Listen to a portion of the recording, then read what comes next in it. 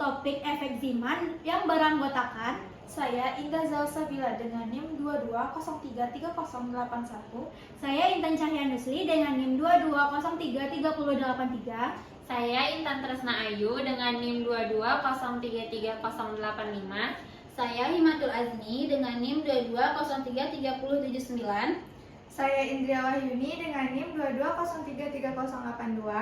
Kami akan menjelaskan mengenai eksperimen efek Zeeman. Baik, pada eksperimen efek Zeeman memiliki 5 tujuan. Yang pertama, membandingkan nilai magneton Bohr hasil eksperimen dengan nilai teoritis. Yang kedua, mengamati garis tengah triplet dan garis pada saat B sama dengan 0. Yang ketiga, mengamati tingkat energi saat pita K sama dengan 1 dan pita K sama dengan 0. Yang keempat, mengamati pita saat polarisator dinolkan. Dan yang kelima, mengamati pola pita saat kondisi magnet aksis. Baik, untuk alat bahan pada percobaan ini yaitu yang pertama ada power supply, yang mana power supply di sini tuh berfungsi untuk memvariasikan watt arus yang akan kita lakukan pada saat percobaan. Nah, untuk yang kedua itu ada elektromagnetik, yang mana di sini tuh untuk menghasilkan medan magnet. Nah, untuk mengukur medan magnet itu kita menggunakan Tesla meter. Nah, di sini juga ada track yang untuk menghubungkan antara elektromagnetik, polarizer, interferometer, dan kamera. Nah, di sini untuk alat polarizer ini berfungsi sebagai menangkap cahaya yang didapat dari elektromagnetik. Nah, untuk interferometer sendiri itu berfungsi sebagai penyaring panjang gelombang yang dihasilkan sebelumnya oleh panjang gelombang cahaya yang dihasilkan sebelumnya oleh polarizer. Nah, untuk alat yang ini yaitu kamera. Ini sebagai perekam panjang gelombang yang dihasilkan oleh interferometer dan polarizer. Nah, di sini juga kita menggunakan aplikasi yaitu Pasco Capstone, yang mana di aplikasi itu kita bisa melihat hasil dari percobaan yang telah kita lakukan. Nah, untuk teori dasar sendiri, efek Zeeman ini merupakan fenomena pemisahan garis spektrum akibat adanya medan magnet luar yang mempengaruhi atom ataupun molekul. Nah, efek Zeeman itu sendiri dieksperimenkan oleh Peter Zeeman pada tahun 1897. Efek Zeeman itu sendiri terjadi akibat adanya interaksi antara medan magnet dengan momen dipol dari materi. Dalam medan magnet, garis spektrum atom dipecah menjadi beberapa garis yang jaraknya berdekatan. Nah, fenomena ini disebut dengan efek Zeeman anomali. Efek Zeeman sendiri itu sangat penting dalam mekanika kuantum, khususnya kimia kuantum. Ini memberikan bukti langsung bahwa momentum sudut orbital atom terkuantisasi. Jumlah garis yang dipecah menjadi satu garis memungkinkan untuk menyimpulkan momentum sudut total tingkat energi yang terlibat dalam transisi yang menghasilkan garis spektral. Nah, pada percobaan ini juga kita akan mengamati pola interferensi dari interferometer. Nah, pada percobaan ini juga kita akan menentukan nilai dari magneton Bohr. Nah, magneton Bohr sendiri itu adalah satuan dari momen magnetik, di mana secara teoritis nilai dari magneton Bohr ini 9,274 dikali 10 pangkat min 24 Joule per Tesla. Baik, untuk prosedur persiapan, yang pertama yang harus kita lakukan adalah memastikan elektromagnetnya ditempatkan dengan posisi yang stabil. Lalu sesuaikan posisi track sehingga posisi track ini menjauhi elektromagnet. Lalu pasang lensa polarizer pada trek sejauh 30 cm dari ujung elektromagnet. Lalu atur lensa sehingga sejajar dengan sumber cahaya. Lensa ini diatur sehingga dia sejajar dengan posisi cahaya yang akan dihasilkan dari elektromagnet ini. Kemudian masukkan lampu merkuri pada di tengah-tengah kutub magnet.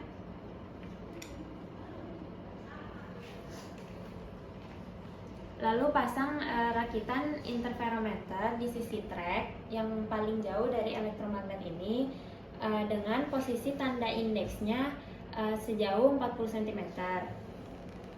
Lalu hubungkan lampu merkuri ke catu daya. Ini kita hubungkan ke catu dayanya. Lalu sesuaikan posisi filter pada interferometer ini untuk mendapatkan pola yang sesuai, yang diinginkan. Ini nanti disesuaikan. Lalu hubungkan kamera pada komputer sini untuk mendapatkan pola interferometer yang diinginkan.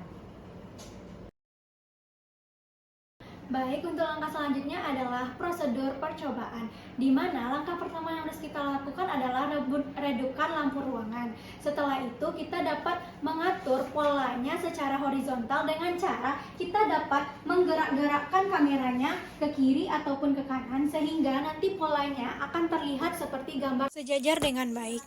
Kemudian langkah selanjutnya adalah kita meningkatkan arus catu dayanya menjadi 5 ampere.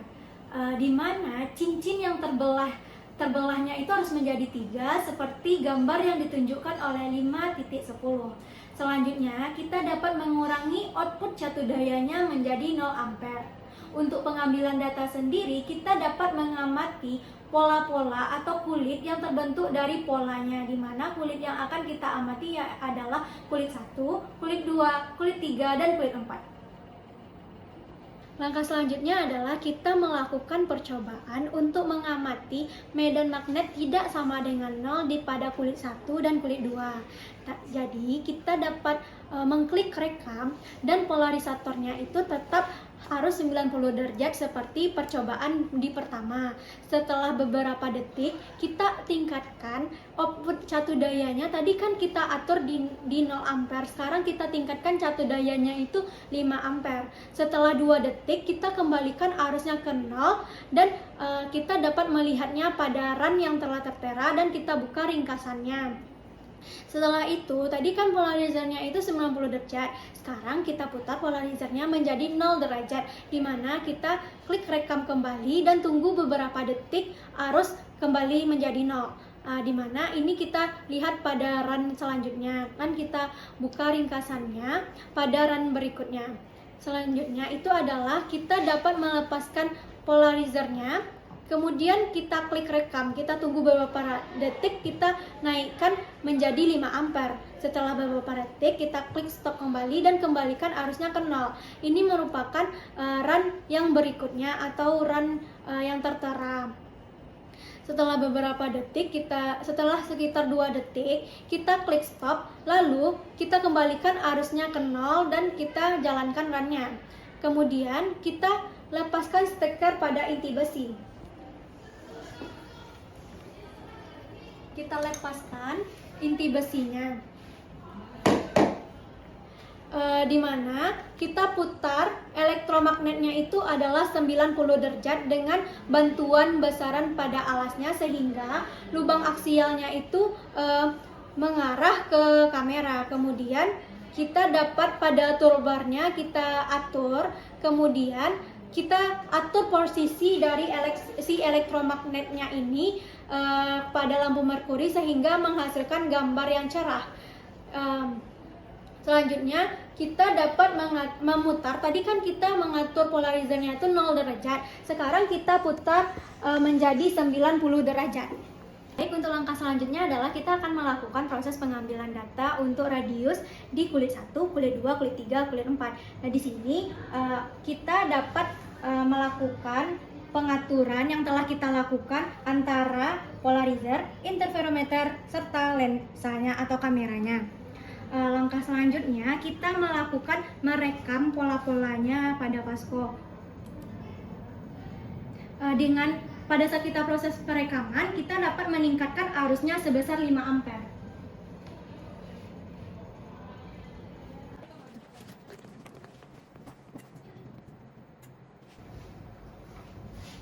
Setelah 5 ampere, kita dapat melakukan stop pada komputer. Nah, untuk langkah selanjutnya adalah kita mengamati radiusnya. Baik, sekarang kami akan mengamati radius di mana di kulit 0, 1, 2, 3, dan 4. Yang pertama, kami akan mengamati radius pada kulit ke 0.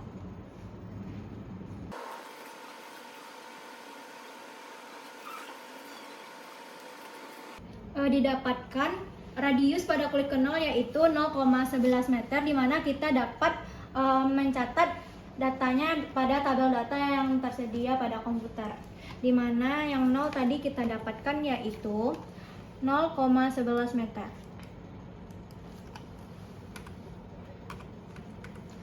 Selanjutnya kita akan mengamati radius di kulit pertama. Didapatkan bahwa radius pada kulit pertama yaitu 0,15 meter. Selanjutnya yaitu kulit kedua.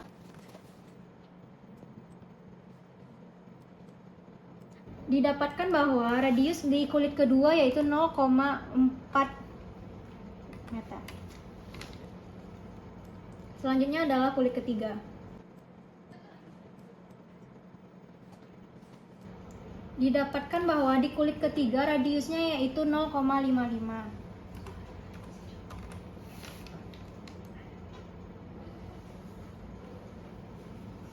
Selanjutnya adalah kita mengamati radius pada kulit keempat. Didapatkan bahwa kulit keempat radiusnya yaitu 0,69 meter. Baik, langkah selanjutnya adalah mengamati medan magnet tidak sama dengan 0 untuk kulit 1 dan kulit kedua. Di mana di sini kita dapat mencari RK plus atau kulit terluar dan RK min yaitu kulit dalam. Didapatkan bahwa pada kulit pertama RK minnya yaitu 0,14 meter. Selanjutnya kita akan mengamati kulit terluarnya.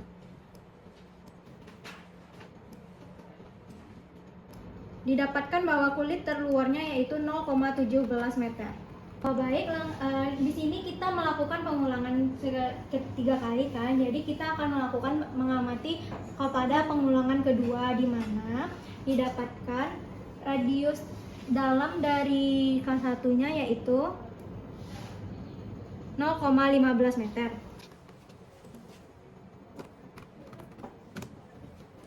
Untuk kulit terluarnya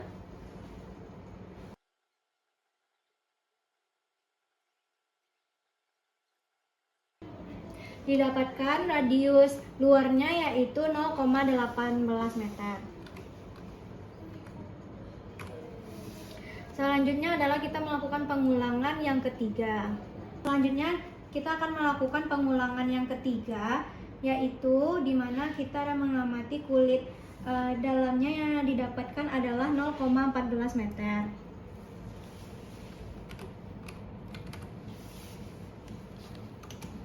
Selanjutnya yang adalah kulit terluarnya.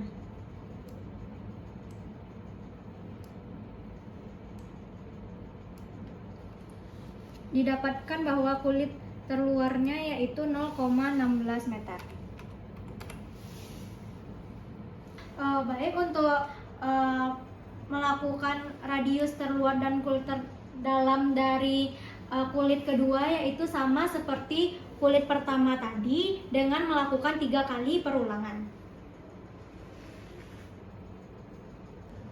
Baik, langkah selanjutnya kita akan mengamati medan atau mengukur medan magnetnya, di mana untuk mengukur medan magnet sendiri kita masukkan proton ke dalam elektromagnet dengan cara kita menaikkan catu dayanya sebesar 5 ampere.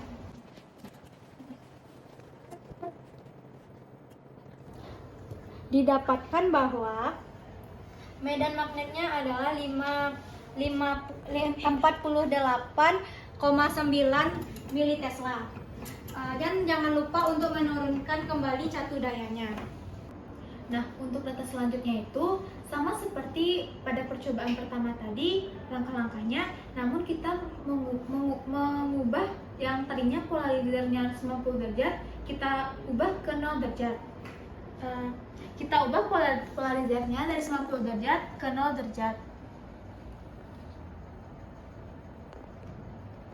Nah, setelah diubah ke 0 derajat, lalu klik rekam.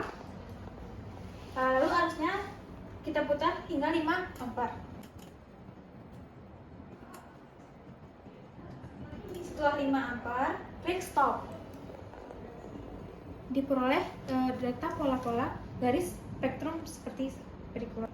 Nah, untuk melihat perubahan data selanjutnya itu sama seperti percobaan-percobaan sebelumnya, namun kali ini polarizernya akan kita buka. Nah, untuk pertama tuh kita buka polarizernya. Setelah kita buka polarizernya, kita klik rekam, naikkan arus ke 5 ampere.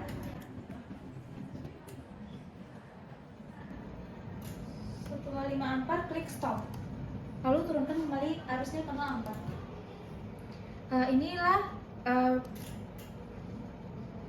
Ini merupakan rekaman dari pola-pola yang terbentuk saat polarizernya dihilangkan atau dilepas.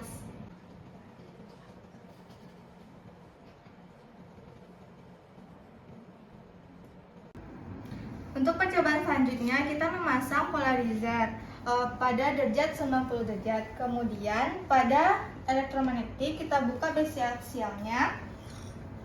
Setelah itu putar elektromagnetik 90 derajat.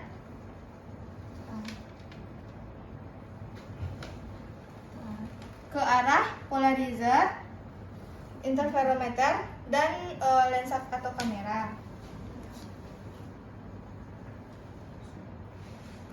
Setelah itu kita klik rekam, lalu menaikkan catu daya hingga 5 ampere. Pada saat 5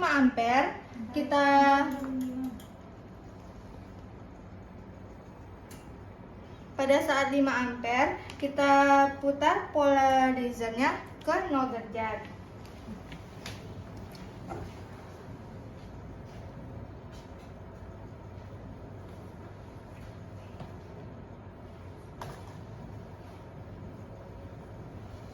Setelah itu kita tunggu selama 2 detik. Kemudian kita lepas polarizernya.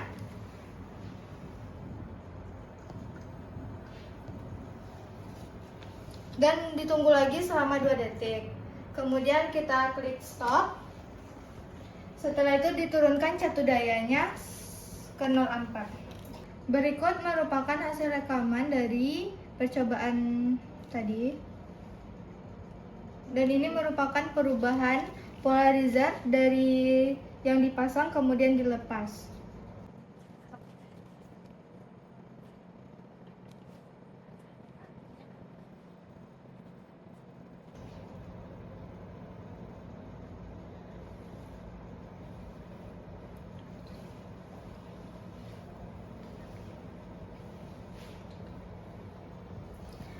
Setelah melakukan percobaan, kita merapikan alat dengan memasukkan besi aksialnya ke dalam medan elektromagnetik. Kemudian kita putar 90 derajat lagi dan kita mematikan catu daya.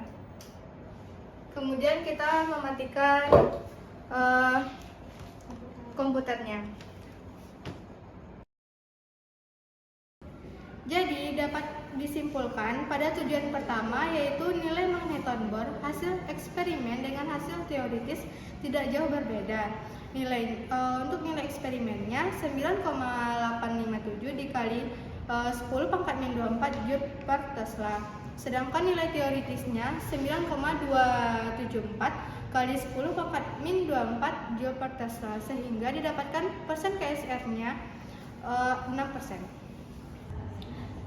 Yang kedua, ketika medan magnetnya tidak diterapkan atau B-nya sama dengan 0, maka hanya akan menghasilkan satu garis saja yang merupakan pusat dari triplet.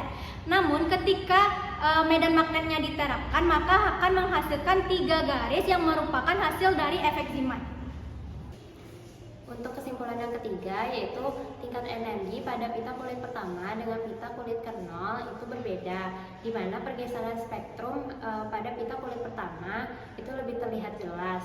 Hal ini menunjukkan bahwa kenaikan nilai K-nya mempengaruhi perbedaan energi akibat dari medan magnet, sehingga perpecahan garisnya lebih terlihat jelas pada tingkat energi yang lebih tinggi. Baiklah, untuk kesimpulan yang keempat, yaitu ketika polarisator kita nolkan, maka kita dapat melihat pola pita spektrum yang lebih sederhana dan mudah kita amati. Hal ini menunjukkan bahwa orientasi medan magnet yang mempengaruhi intensitas dan orientasi polarisasi dari spektrum yang dihasilkan.